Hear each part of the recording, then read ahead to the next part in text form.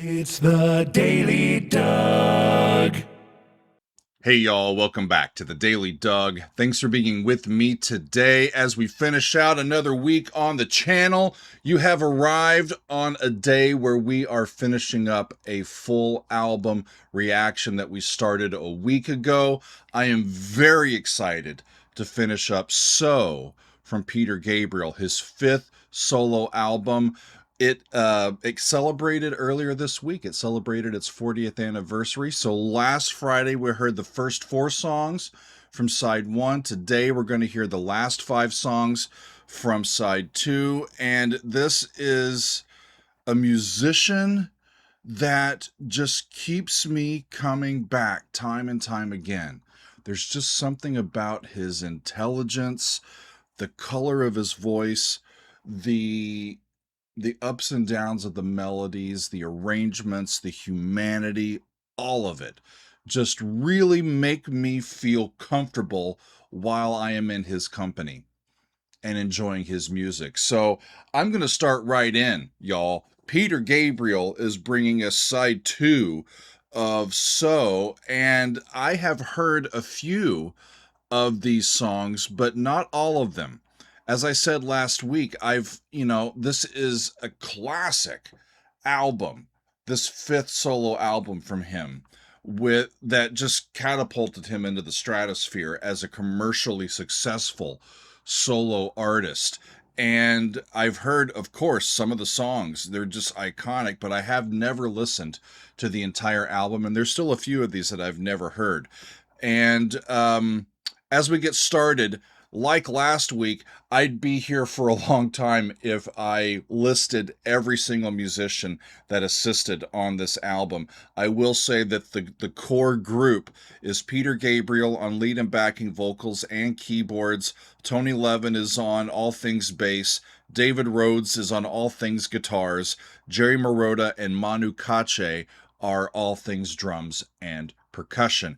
And then they have an absolute army, a small army of excellent musicians that have come in to lend their talents to this album. So as we start side 2, friends, the first choice and the biggest choice that I have is, do I start with In Your Eyes or do I end with In Your Eyes? When this album first came out, In Your Eyes was listed as the first song on side 2. But in subsequent pressings and later releases, it has moved to become the final song on the album. And I think that, especially since I know that Peter often will save In Your Eyes, that very special song, for the ending of his concerts, I'm going to save it till the end. Okay? So that's the choice that I have made. And just like last week, I know that there are great videos to go along with some of these songs. I am not interested in the videos today. I'm just going to be concentrating on the songs themselves. So let's get into it, friends. Side 2, we're going to start with Mercy Street. And Peter gained inspiration for this particular lyric from a poem called 45 Mercy Street by Anne Sexton.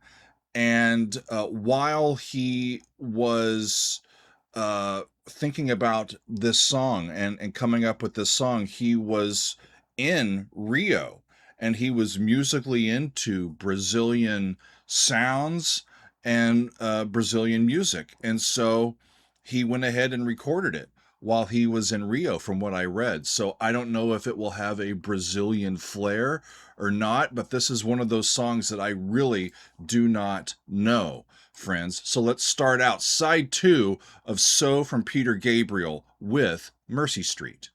Here we go.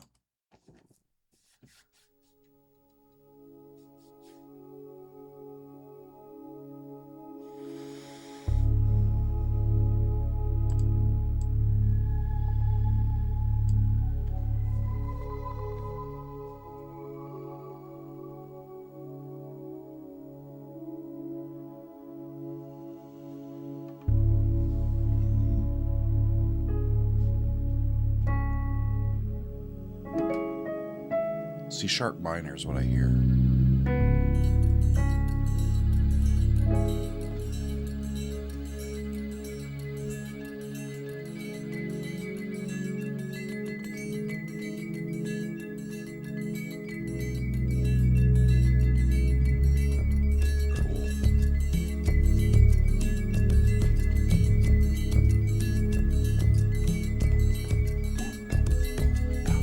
Down on empty streets, all she can see are the dreams all made solid, are the dreams made real. All of the buildings, all of the cars were once just a dream in somebody's head. That's got The broken a South American feel to it, right?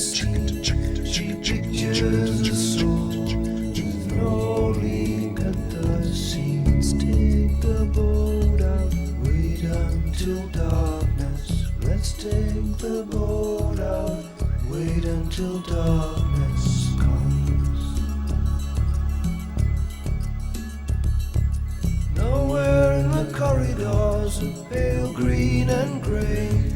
Nowhere in the suburbs, in the cold light. Is that low voice also Peter? That's as low as I've ever heard him sing.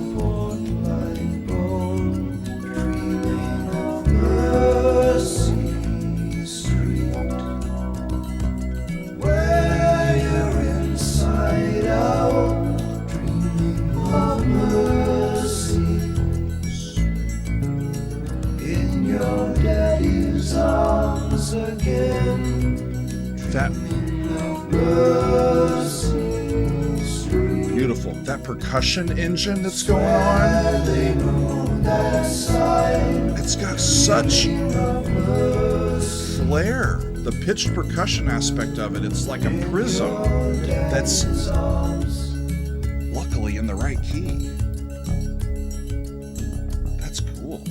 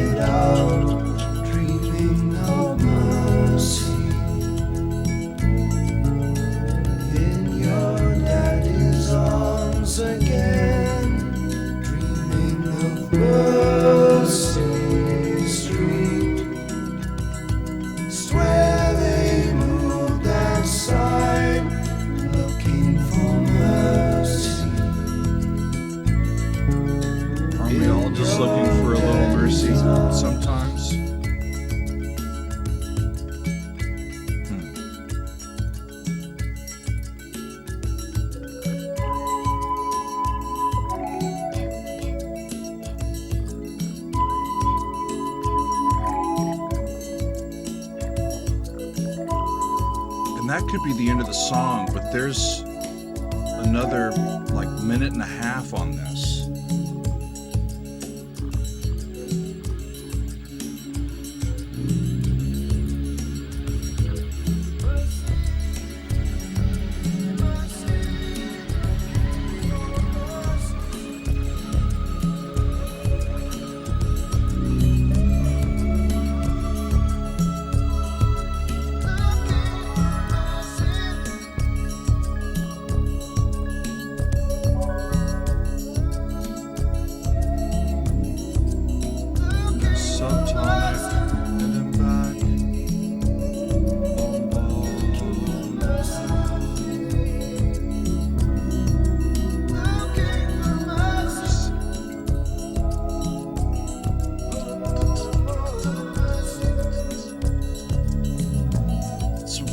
really evocative sound.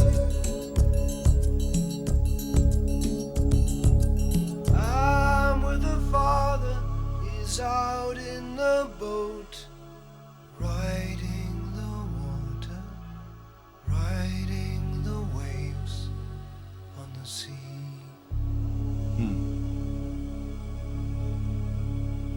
Yeah, that's the first time I've ever heard that. Beautiful song, isn't it? Mercy Street. Dreaming of Mercy Street where you're inside out. Dreaming of mercy in your daddy's arms again. I'm not familiar with the poem that this is based on, but it makes me want to read it for sure, and look more into the poet Anne Sexton, because that was really lovely. Wonderful. Okay, friends, we move on to a big song. It's called Big Time. This was the third single released from the album, and it's one that I have heard over the years, but it's not one that I have yet analyzed or listened to critically on the channel or on Patreon. So I'm happy that it's coming up here as part of the album. This is the song, friends. As I have been told, and as I did read, as I prepared today, this is where the Funk Fingers were born. Y'all, this is the origin story. Bassist Tony Levin created this technique along with drummer Jerry Murata that allows him to strike the bass strings with these kind of wooden finger extensions. And it creates this very unique and deep percussive, just awesome sounding bass, and we get to hear it. So I haven't heard this song for a long time. I've definitely never listened to it going, I wonder what key that's in and what the chords are doing, and what I've never done that before. So I'm eager to do it now. It is Big Time, and it's from Peter Gabriel. Here we go. Hi there. Well, hello.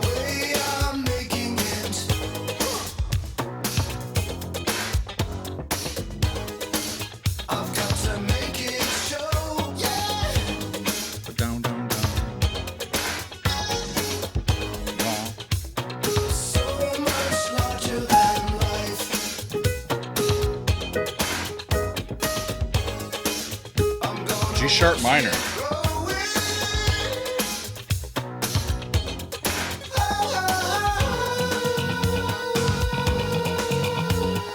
Cool.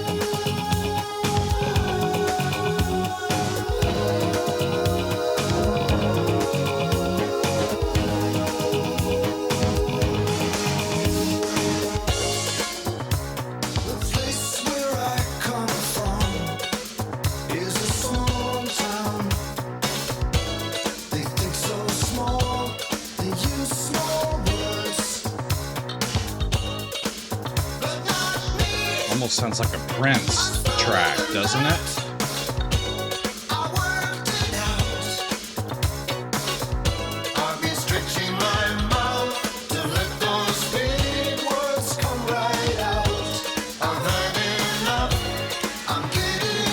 I've had enough, I'm getting out. I'm going to the city. The big, big city. I've got ambition. I'm gonna make it. I'm on my way. I'm gonna own a whole lot of good stuff.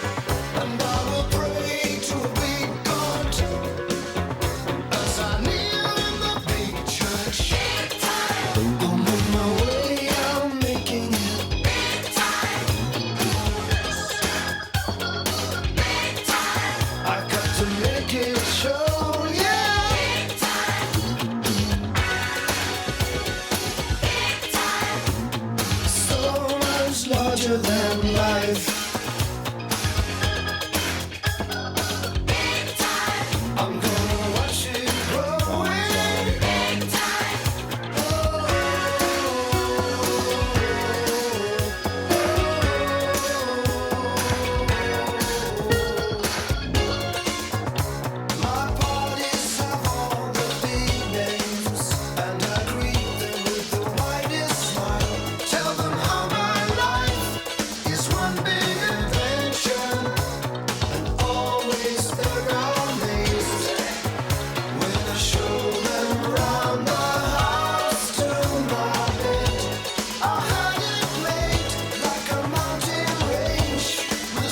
way they produce this is just so full of great sound, isn't it? And that chord, what are they doing? To get back to G sharp.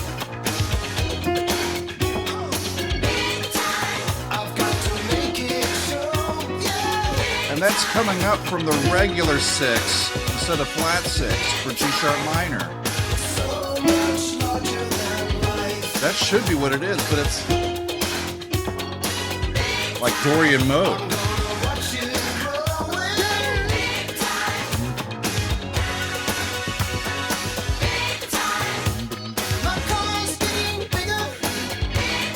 The car's getting bigger. The house is getting bigger. Eyes are getting bigger. My mouth is already big enough. He's living the American dream. His belly's big, his bank account's big.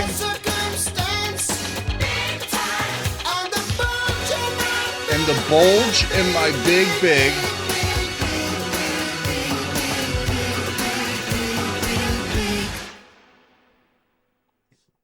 Are you sure about that bulge? Yeah, you can get the car, you can get the house, you can get the big belly, you can get the big bank account, but that bulge, I don't know. Well, maybe you can buy that too. Who knows? That's one thing I have not looked into. But big time. He sure has spunk. He's sure ready to go, right? He is he's ready to make it happen. I don't know if I respect him. I don't know if I agree with what he's trying to achieve, but I admire his determination. He's going to make the big time, whether we like it or not. What a fun song. Great sound. Cool. So, up next is a song called We Do What We're Told, and in parentheses, it's called Milgram's 37. None of this sounded familiar as I started reading in, y'all. So this refers to an experiment that was carried out by Stanley Milgram in the years following World War II. The goal was to study if it was possible to rationally conclude that Nazi soldiers during World War II were just following orders, as asserted by Eichmann at trial, right? One of their defense strategies was, hey, we're not evil. We're not responsible for what we did. We were just being told that, and we were coerced. I didn't even realize what I was doing. But Milgram summarized his findings all the way in 1974. And here's what he said in part. He said, ordinary people simply doing their jobs and without any particular hostility on their part can become agents in a terrible destructive process. Moreover, even when the destructive effects of their work become patently clear and they are asked to carry out actions incompatible with fundamental standards of morality, relatively few people have the resources needed to resist that kind of authority. Meaning that in his studies, where we would hopefully expect people to go, hey, no, I can't do that. That's going to harm this other person, or that's cruelty. I can't do that. I don't care what your authority is over me. I just can't do that. But he said relatively few people have the resources to resist, and they fall victim to the authority, and they end up becoming an agent of terrible destructive processes. That makes me sad. And I don't even know if I mean, I think I'd read about this, but I really hadn't understood it or thought about it or dwelled on it at all. But in the end, Peter then takes the results of this study and he's dwelling on it, and he comes up with a song called We Do What We Are Told. I got to hear it. I don't think I ever have, friends. So let's see what Peter has in store for us. It is We Do What We're Told, Milgram's 37, and it's from Peter Gabriel. Here we go.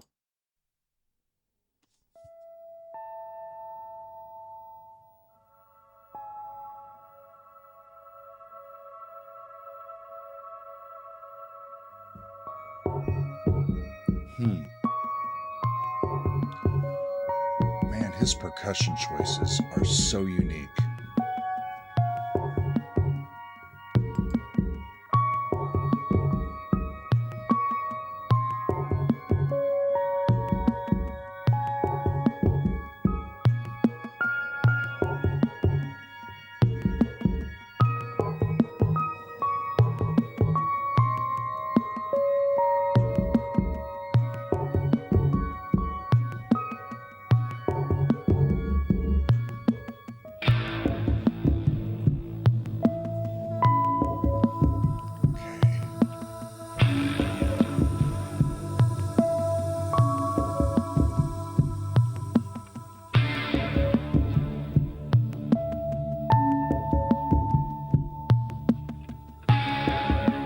Down by a house step.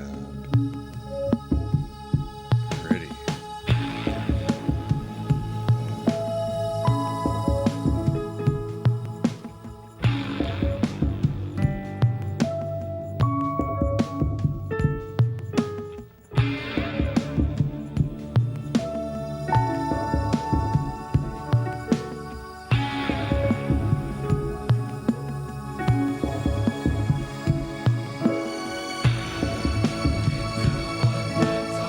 That's A major. Down to G.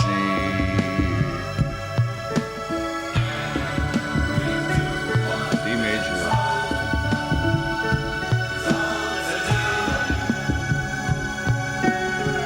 C sharp suspended to C sharp minor.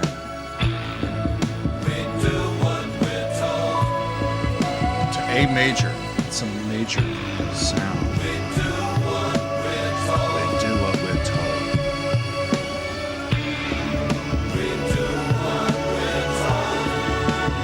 Reminds me of something David Bowie might do as well. One note, one voice, one war,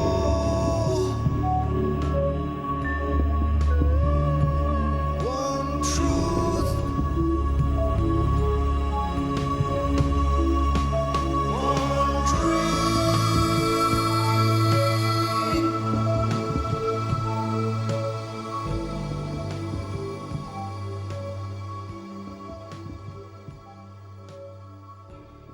And it's gonna fade out. One dream, and the melody went up. And it lifted my spirits like it was a dream, and then it fades out.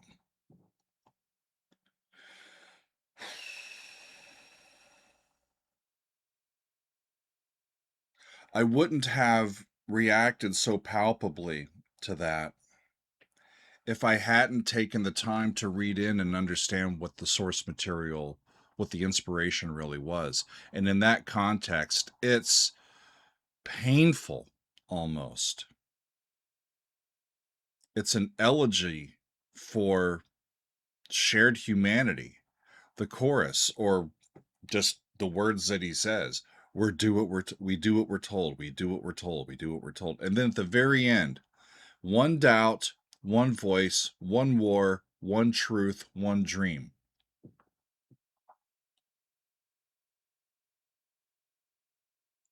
Those are the lyrics. And then when he says dream, it popped up and it opened me up, and it just kind of fades away. Is it saying all we really need is you? One. If you doubt, if you have critical thinking, if you use your voice, your dream is enough to overcome this construct where, out of fear, out of whatever in our own psyche, we end up doing what we're told. For self-preservation, I don't know. But if there's a leader, if there's someone with courage that can help break those cycles, it becomes much more attainable to practice radical empathy instead of just cowering and going along with what you're told to do, even though you know it's wrong. Thank you for that, Peter. What a powerful piece. So next up is a song called This Is the Picture, and in parentheses, Excellent Birds. So I heard Excellent Birds in March of 2023. That was part of our fan favorites number 13. That was by Laurie Anderson. And Peter wrote this with Laurie Anderson. And Laurie's version, which is called Excellent Birds, appears on her album that came out in 1984, a couple years earlier. Peter's version, which has a different arrangement and a different bass line, appears on this album as This Is the Picture, and then Excellent Birds in parentheses.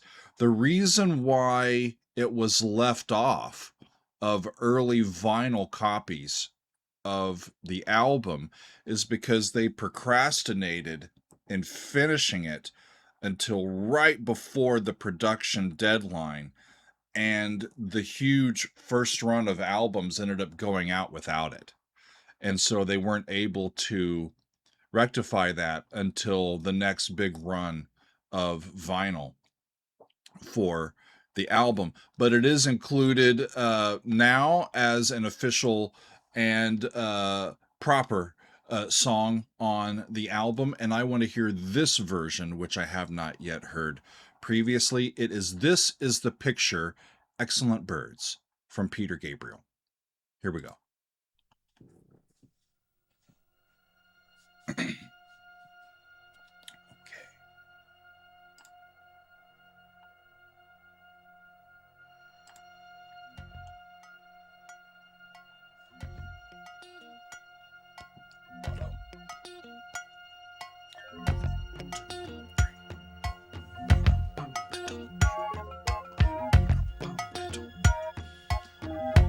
More fascinating percussion sounds.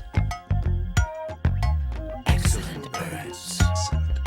Watch them fly. There they go.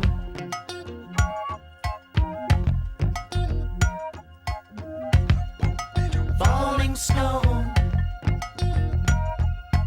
Excellent snow. Here it comes. Watch it fall. Long words. Excellent words. I can hear them now. This is the picture. This is the picture. This is the picture. This is the picture.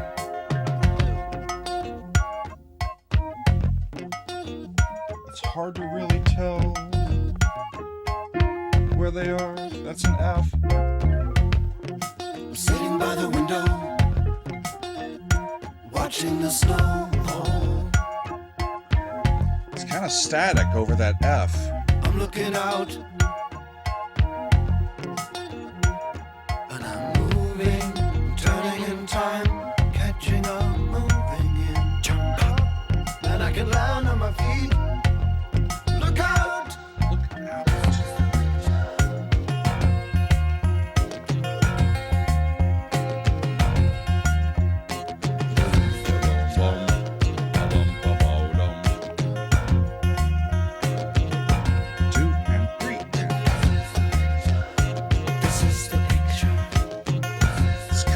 Minimalist composition. It's like a mantra.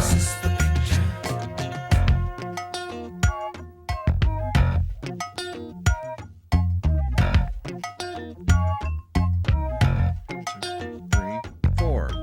So he was in 3, now he's in 4 again. Watching out. When I see the future, I close my eyes. When I see the future, I close my eyes too, Lori. I see pictures of people Rising up, Rising up. falling down, Pictures of people standing on their heads, they're ready. You're ready. I see pictures of people rising up. I see pictures of people falling down. I see pictures of people standing on their heads, they're ready. They're looking out, look out, they're watching out. watch out. This reminds me of some of the stuff on Peter's earlier albums, the more experimental, Watching out. artistic, artsy They're watching out. songs. Watch out. They're watching out. Watch out. They're watching. They're just as fascinating and Watch out. Watch out. bits of ear candy as the radio hits, aren't they? Even more so.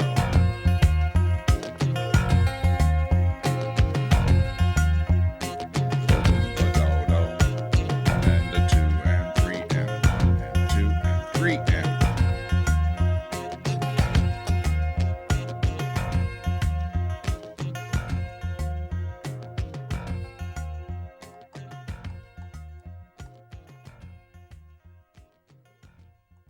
I think it's just an allegory on being wary of where humanity is going, where the future is going.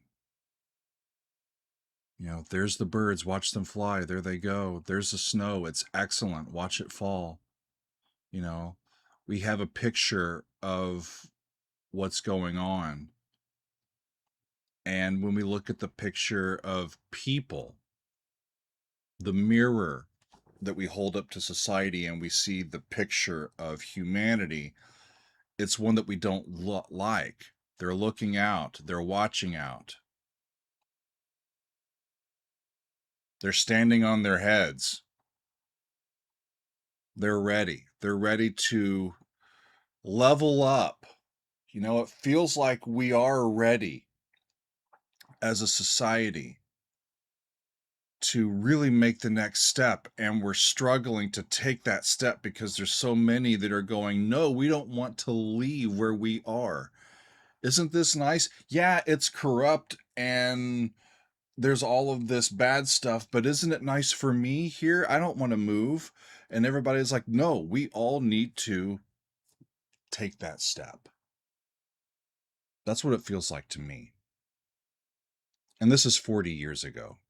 Right? So we're really aching to take that step. Some of us have taken a few steps and we look back, it's like, what are all you people still doing back there? Come on. We're stepping forward, you know? It feels strange these days. And it's fascinating to go back. You know, I was just a kid when this came out. And, to get into the political minds of very intelligent people who had an artistic outlet during that time and see what they were really thinking about. Yeah, that's how I interpret it, at least. And it's wonderful.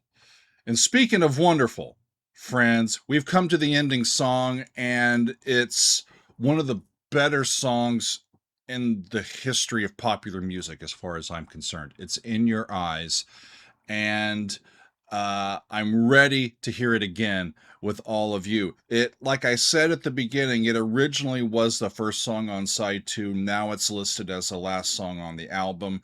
And of course, I've heard this one through the years, especially thanks to the movie Say Anything. I especially loved hearing the live version of this with Paula Cole on the Secret World Live recording. That's available on Patreon if y'all want to take a look at that video.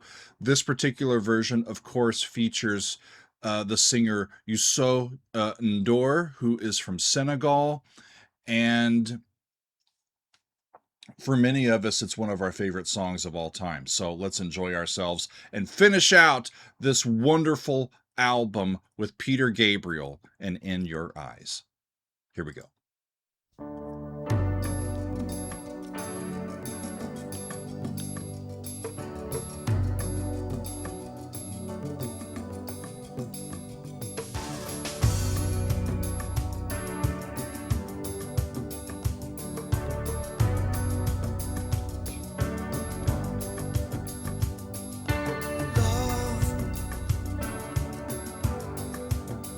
I get so lost sometimes. Days pass, and this emptiness fills my heart. When I want to run away, I drive off in my car. But whichever I come back to the place you are. All my instincts, they return. The grand facade so soon will burn. Without a noise, without my pride, I reach out from the inside. And it's on the 4 chord of where we've been. In your eyes, the light And we go to a new key. I am complete. Your eyes, see the doorway. The 1,000 churches. Your eyes, resolution. Your eyes, of all the fruitless searches. Oh, I see the light and the heat. Oh, I wanna be that complete. I wanna touch the light, the heat I see in your eyes.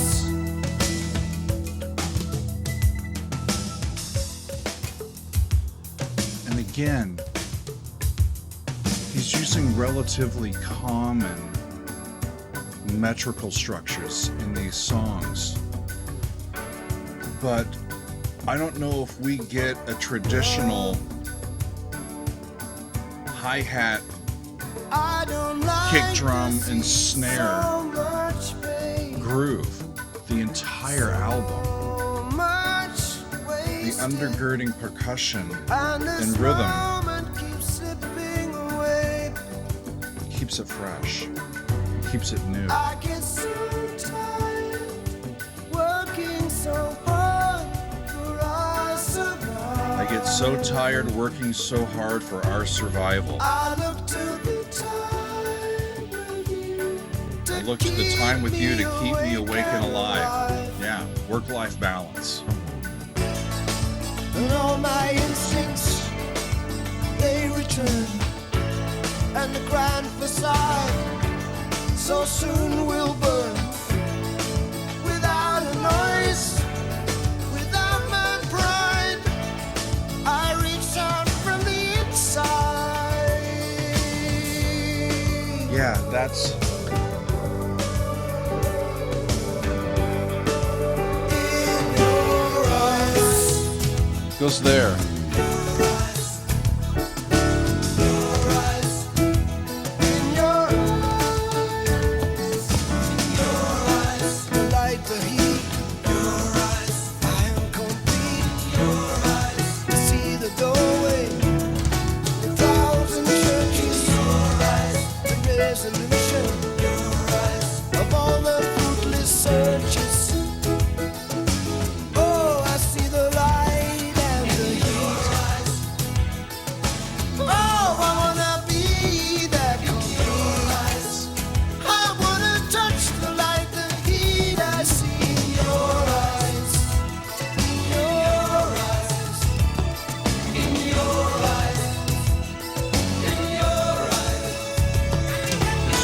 finding that connection, whether it's romantic or not. Just to feel that complete, you know?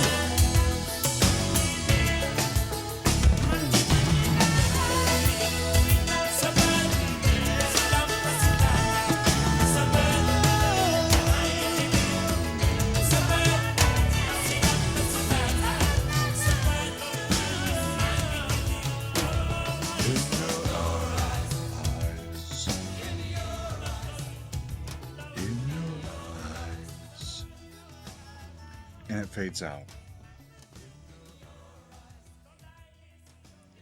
When I need an emotional pick-me-up, this is one of the songs that I come to, because you can't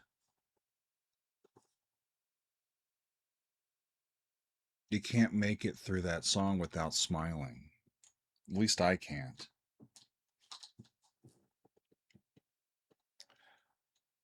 You know, it's the middle of May and there's lots of graduations that are happening. It's that time of year again. And I'm thinking back to a lot of the graduations that I've been to. I have 3 collegiate degrees. I've also, as a professor, been to many, many graduation ceremonies, and I've heard many, you know, charges to the graduates, you know, big speeches and all of that. But one of the ones that I remember the most, and it actually came from a former teacher of mine, and he was speaking directly to the graduating class of musicians, and he said the line, "When medicine cannot cure, when medicine cannot cure, music heals. When medicine, or what medicine cannot cure, music heals." And it's talking about the emotional strands that